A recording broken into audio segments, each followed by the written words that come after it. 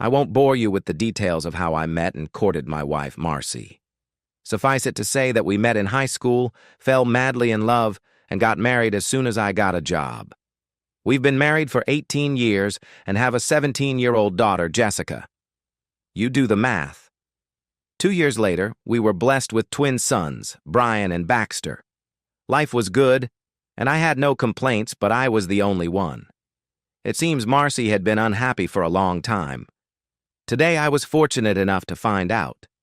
I worked at a small manufacturing company as the sole electronic data processing manager. I had been in that position for 10 years.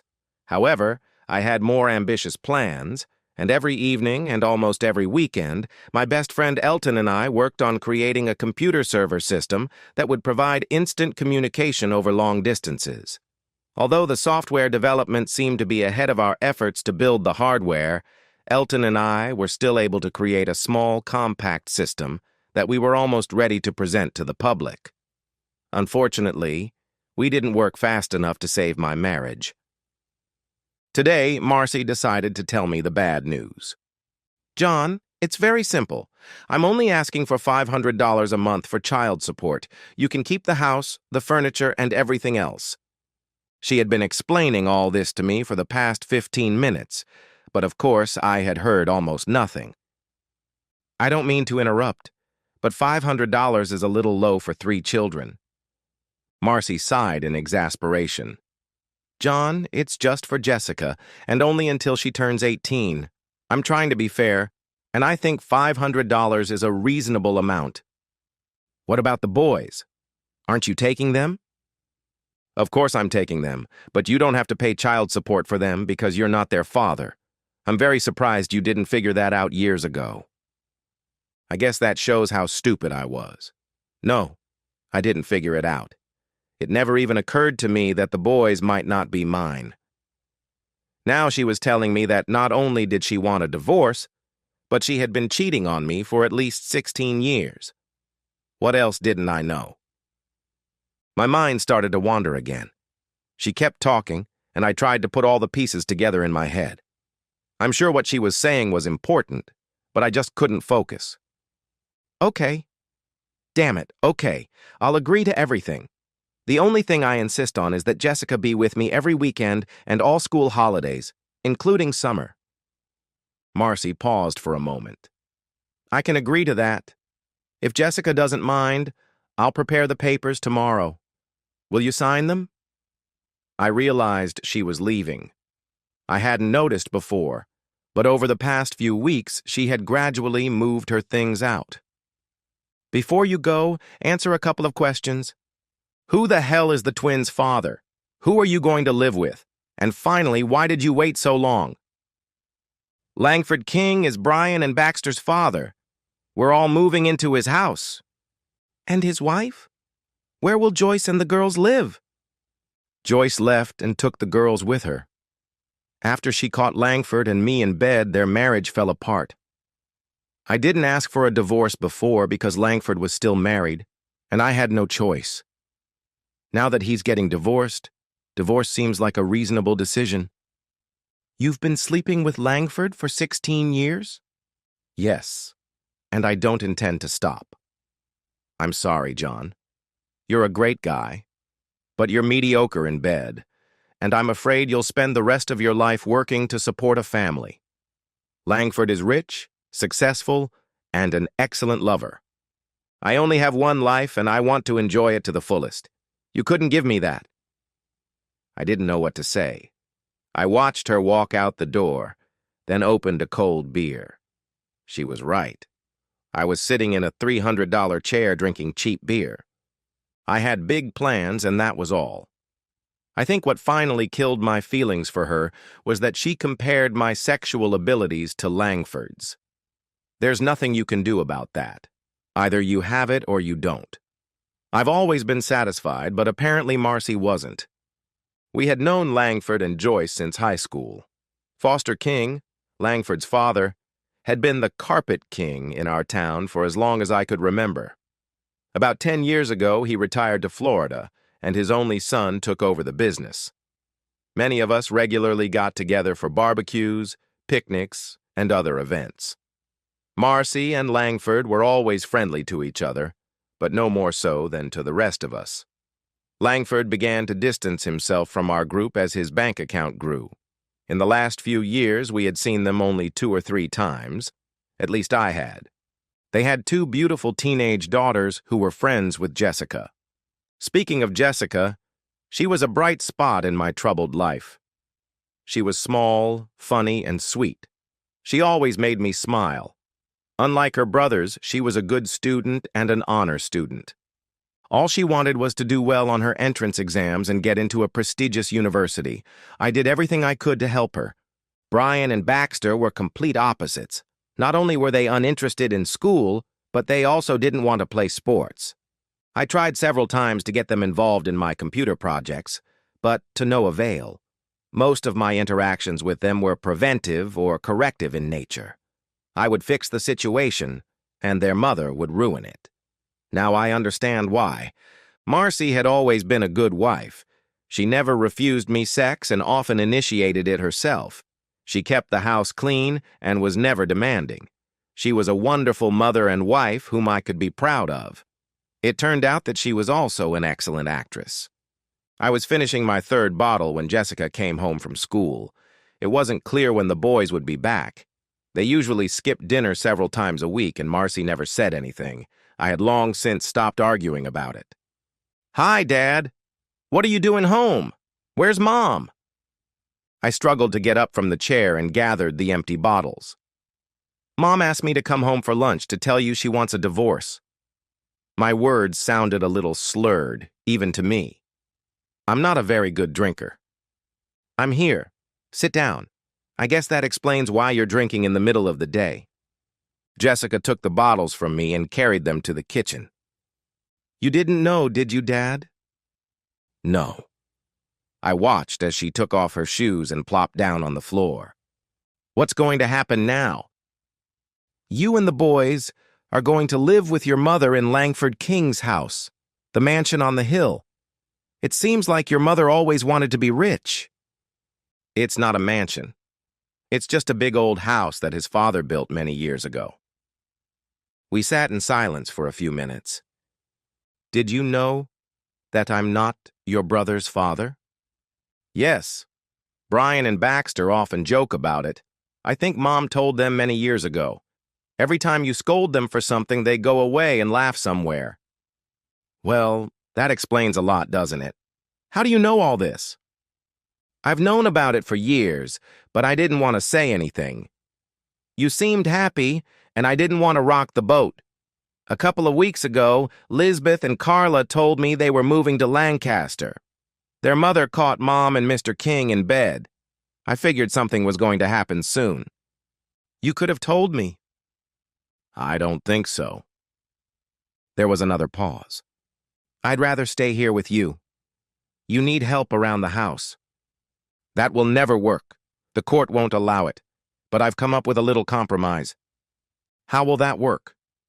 "You can stay here every weekend and all school holidays, including summer." "I can arrange that. Why don't you take a shower while I order pizza?" While we ate, Jessica presented her separation plan. She would come to our place on Friday after school and stay until Monday morning when she had to go back to school. I thought it was the best I could hope for. We were still discussing the details when the phone rang. "John, I just wanted to let you know that the boys are here and will be staying the night. Tomorrow, while you're at work, the kids and I will move our things over here. They can skip a day of school. Jessica can spend the evening deciding what she wants to take with her and what to leave behind. I don't see any reason why we can't start our new life right now. How about you?" "No, I don't mind. I'll tell Jessica." The move went smoothly, it seemed. I was left alone in the house, and to be honest, I felt relieved. It was hard to concentrate on work because I kept trying to figure out where I had gone wrong. I kept berating myself for not knowing anything about my wife's relationship with her close friend, and it wasn't helping. Elton and his wife Beth offered me a shoulder to cry on, and I gladly accepted. The obvious solution was to drink, but I decided not to. Instead, I devoted even more time to the server project. Beth wasn't thrilled that Elton was working more than she was, and I ended up having to send him home several times. The divorce papers were filed, and Jessica started spending her weekends with me. She tried not to say anything bad about her mother, but she couldn't seem to say anything good either. She seemed a little annoyed that I was spending so much time on the server, but she didn't complain. She was busy with laundry and housework that Marcy couldn't do anymore. I didn't want to take advantage of her situation, but she seemed glad to have something to do besides studying for her exams. I always made time to have dinner with her. By the end of the spring, things were starting to look up. Jessica was accepted to the University of Oregon and got permission to study abroad in Spain for a year. She was afraid Marcy wouldn't let her go, but she needed her mother's permission. I didn't understand her concern until I found out she hadn't told her mother about getting into college or the exchange program. On my advice, Jessica asked her mother to sign the permission slip for the trip abroad, presenting it as a school trip without any further explanation. Marcy signed the document without even looking at it. The next week, we applied for a passport. My divorce was final. Langford was still fighting Joyce for his share. Joyce wanted blood. Marcy transferred all rights to the house to me, but I didn't know what to do with it yet. When Elton and I finished working on the server, Beth used her computer skills to create a beautiful presentation. We prepared a slideshow and ordered professional printing for handouts. A week later, we received a contract to supply equipment to the State Highway Commission and a hefty check. I had to quit my job to fulfill the order. Since I no longer had a family, a steady job didn't matter much. Elton, on the other hand, couldn't afford to quit. But he worked nights and weekends to get everything up and running. By this time, Beth seemed a little more supportive. We had no trouble hiring a few college students to help with the installation. Wireless technology seemed to make everything easier, and the entire system was assembled from off-the-shelf components. Within 6 weeks, we had a fully operational system. There were a few glitches, but the client was thrilled. 2 days later, the State Department of Corrections called and set up a meeting. Elton quit his job, and Beth announced that she was pregnant. The second contract went much more smoothly. Several students had graduated and were happy to be hired full-time. Elton worked without me for a week while I accompanied my daughter to Barcelona. I needed a vacation, and Jessica felt better when I was around. Marcy was furious when she found out about the trip and that I had stopped sending her alimony. I could easily afford it, but I wanted to piss her off. I only had to hold out for another 5 months until Jessica turned 18. Requests were coming in faster than we could respond to them. I became the main contact person and was constantly on the road. Elton mostly took care of things at home. We had to rent a small office, which Beth quickly took over. She was glad I was spending most of my time on the road. Beth had to hire several assistants to train before the baby was born, and we also hired a lawyer. Things were going better than we could have imagined. Our lawyer advised us to register the company, but referred us to a professional firm in Philadelphia. The house felt lonely again. I could go a few days without Jessica because I always knew she would be home for the weekend. Now I spent a lot of time sending emails and making international calls. I guess being busy kept me from dwelling on my loneliness. There was no news from Marcy and the boys. I spent Christmas in Spain with my daughter. Everything was wonderful. In 4 months, Jessica was supposed to come home and then leave for Oregon to start college. When I wasn't traveling, it was easy to develop a daily routine.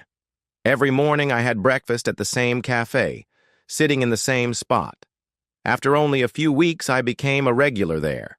When I wasn't thinking about the project, I spent a lot of time reflecting on what had gone wrong in my marriage.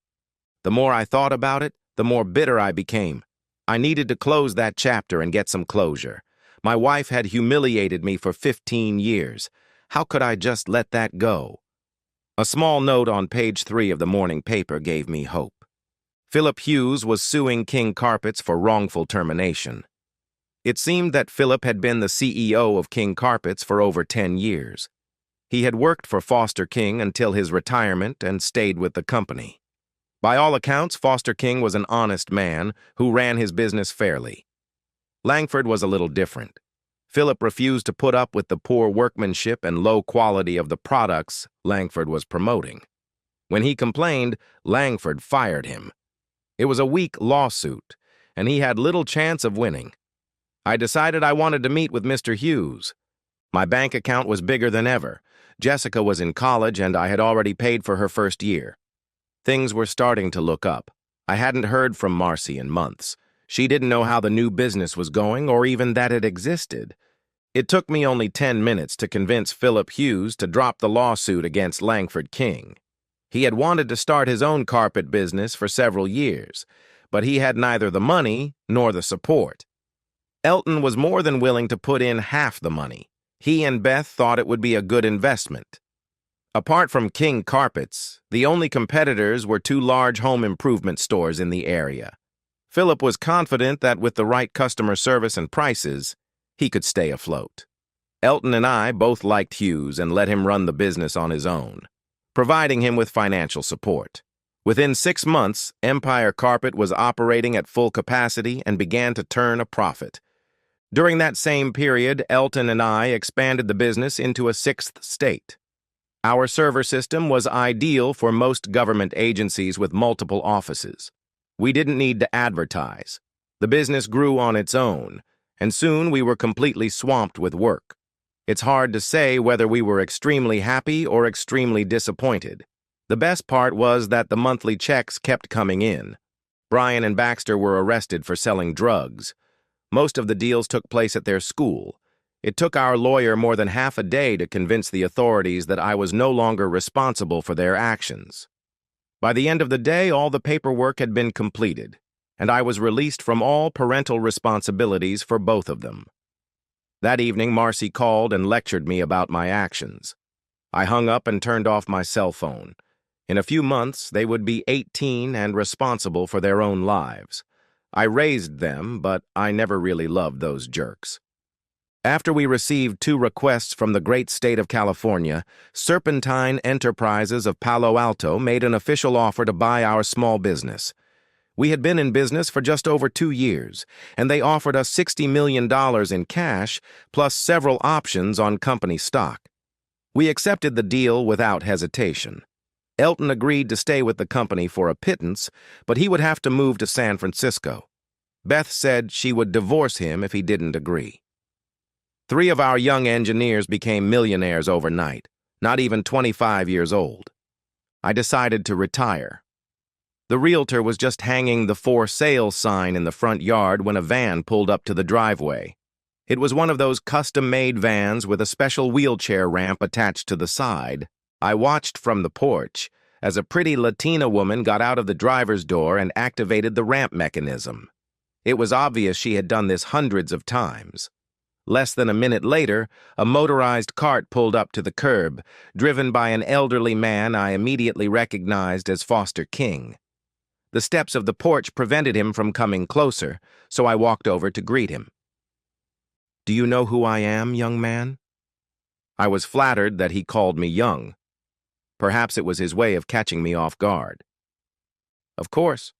I recognized you from the TV commercial. You've aged a lot." My boldness made him smile slightly. The stern expression on his face when he approached me seemed to melt away under the influence of my obviously childish comment about his age. He shifted slightly in his wheelchair, then surprised me again. "I need a beer. Do you have any cold beer? In a bottle, not one of those damn cans." "There's some Foster's in the fridge. Shall I get it?" "Relax. Maya will get it. Sit down. We need to talk." Maya walked around me as I sat down on the porch steps. I have to admit that the old man had caught my attention, but so had Maya.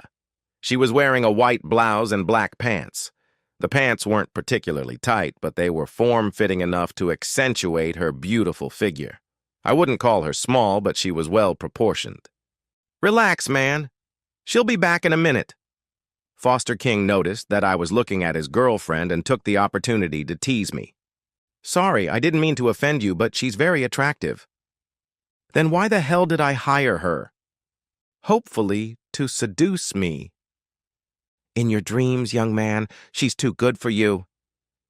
We both laughed when Maya returned with the bottles of beer. She looked at us strangely when we suddenly fell silent. "You didn't come here to drink my beer, Mr. King. How can I help you?" Maya stood, half sitting, half standing, leaning one foot against the porch railing. He noticed that I was looking at her again and grinned. "You're causing me a lot of trouble, Mr. Terrell. A significant portion of my retirement income comes from the profits my business generates. Lately, that income has been steadily declining, and I've discovered that you may be the reason. I want to give you a chance to explain yourself before I have you killed." "Foster, behave yourself. You promised not to do anything stupid. Apologize to Mr. Terrell." Those were Maya's first words since they arrived. I expected to hear an accent, but she spoke perfect English. Damn, she's not letting me have any fun. Foster emptied the bottle in one gulp. "I'm sorry, John. I just wanted to get your attention. I promise I won't have you killed." He said the last sentence with a fake Italian accent, then smiled slightly at me. "Who were you talking to before you came over to me?" "Last night I had dinner with my son and the girl he's sleeping with. He claims that all his problems are because of you. It was hard to get any facts out of him because he kept saying that you were getting revenge on him for something. In the end, I got tired of him and left early. I didn't even get to see my granddaughters. I was hoping you could give me the facts, not fairy tales." Without letting me say a word, Maya climbed down from the railing and whispered something in Foster's ear. "Damn it!" He slammed his hand on the handle of the cart. "Now it all makes sense. Why didn't you tell me about this last night, Maya? Sometimes I wonder why I pay you." "You pay me because I'm the only one who can stand you." "Mr. Terrell, I didn't know that the woman living with my son was your ex-wife. I apologize for calling her promiscuous. To be honest, I don't understand why you're angry with my son for taking her. I think you should be grateful to him." "I take it you didn't like her." "Not particularly. She got a little angry when I asked Langford where my granddaughters were." "Joyce and the girls live with their parents in Lancaster." "You know Joyce." "Very well. I consider her a good friend. I can't say the same about your son. This is all very interesting, but I need to get down to business. Mr. King, have you spoken to Philip Hughes?" "No, why would I?" "Do you trust him? If so, don't you think he could give you more accurate answers?" Foster sat silently, lost in thought. "Can I have another beer?" "No." She didn't argue or hesitate. It seemed that Maya was responsible for his well-being, if not something more. "I'm leaving. Tomorrow I'll talk to Philip and visit my granddaughters." Foster King was a determined man. He had already started the car before Maya had time to get up. She smiled at me as she hurried to catch up with him. I hoped to see her again. Suddenly, I thought about how long it had been since I'd had sex. Maya helped Foster into the van as deftly as she had pulled him out of the house. Before closing the door, he looked at me. "Don't leave town, John Terrell. We still have business to take care of." The visit had been very instructive. After drinking another bottle of beer, I took a long, cold shower. I think Maya had caught my eye. She was probably married or had met some young hunk, but I could still dream. In the evening, my ex-wife showed up unexpectedly. "John, what are you doing? Langford said you were behind the Empire carpet debacle.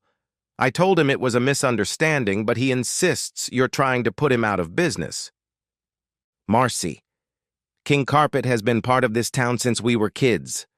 I don't know anything about the carpet business, so why do you think I have anything to do with it?" "Don't play dumb, John. I know you better than that. You and Elton own the building where the new store is located, and your names are on all the documents needed to open the business. Langford has friends who were able to find that out with no problem. Philip Hughes is just a front man. You're right, of course. I could never deceive you, could I? So what are you going to do? Are you going to stop this?" "Hell no. Elton and I have put too much money into this to just walk away. If you keep your eyes open, I think things could get even worse in the next few days. What else are you going to do? How could it get worse? I don't know. Actually, I might be wrong. Forget I said anything. Of course, the seed had been planted. Now she couldn't forget about it. It was obvious that my wife was disgusted with me. She walked to the door, but before she left, she turned around. The way you treated Brian and Baxter after they were arrested was awful. You raised those boys and should have shown them a lot more compassion than you did. I expected more from you. I'm just curious, Marcy. When did you tell the boys I wasn't their father? Does it matter? I think so. About 3 years ago, they accidentally caught Langford and me having coffee at a small cafe on Bleecker Street. An argument broke out, and it got physical. I decided it was time to tell them the truth. They took it better than I expected. Okay, that explains a lot. I smiled broadly at my ex-wife. By the way, I'm seeing Jessica tomorrow. Will you give her my best? Don't worry about it. She made it clear that she thinks I'm a failure as a wife and mother. I'll take care of my boys myself, and you can spoil your precious daughter all you want. She slammed the door behind her as she left. I spent the next week with Jessica. She took time off from school whenever she could and showed me all her favorite places within 100 miles. I wasn't surprised when she said she wanted to stay in the area after she graduated. I missed her, but I was proud that she was doing well. When I got home, I had a few surprises waiting for me. Foster King was a very busy man. I had no idea why he was confined to a motorized wheelchair, or if he really needed it. Apparently, his money and influence in the area meant a lot. Joyce King hired a new team of the best lawyers in the state in one fell swoop. By the end of the week, she was back in her old house, and Langford and Marcy were living in a motel, living out of suitcases. I had no idea where the boys were. All I knew for sure was that they had been kicked out of school and were awaiting some kind of trial or hearing. I wasn't too worried about that. Joyce had sent all of Langford and Marcy's belongings into storage. My plans to use Philip Hughes to drive King Carpet out of business were ruined. It turned out that Langford had never owned the company. Foster had left it in his name and retained control of all operations, although he hadn't used it in the last few years. Philip left several messages on my answering machine insisting that we needed to talk. I had no idea that Philip Hughes and Joyce King were friends. I didn't know how close they were, but they were close enough to trust each other. Foster King fired his son and obtained a restraining order against him, prohibiting him from approaching the company and anything related to it, including the company car. He also appointed Joyce as the new manager of the company. Since she had no real experience in the business, her only option was to turn to Philip for help.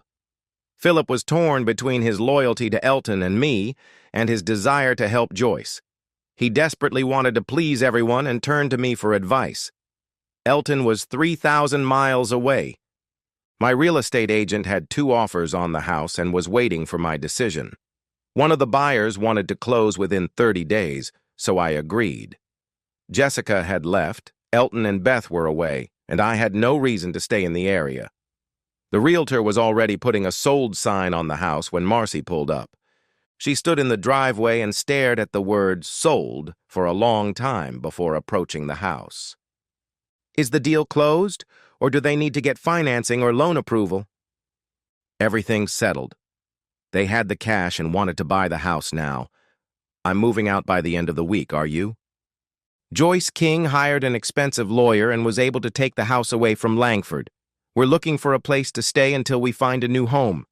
I just thought you might want to rent this one. I'm so sorry. You're late, but I'm sure with Langford's money you won't have any trouble finding a place. I smiled to myself as I said this. She didn't know I was aware of their financial difficulties.